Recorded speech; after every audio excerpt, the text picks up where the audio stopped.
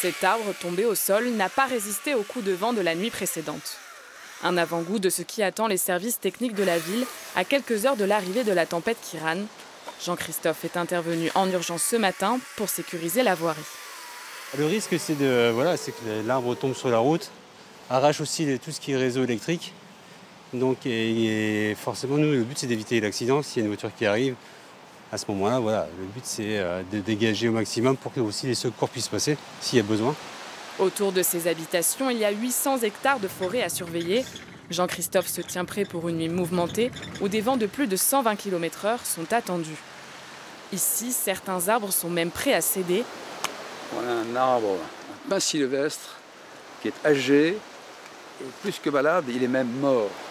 Un automne tardif, des feuilles persistantes jusqu'à la cime, un terrain sablonneux. Tous les facteurs de risque sont réunis pour un déracinement. L'alternance des phénomènes de sécheresse sévère et d'épisodes pluvieux et venteux, cette alternance est profondément néfaste pour les forêts. Face à ces risques, la mairie a doublé ses effectifs sur le terrain et en appelle à la prudence et au bon sens.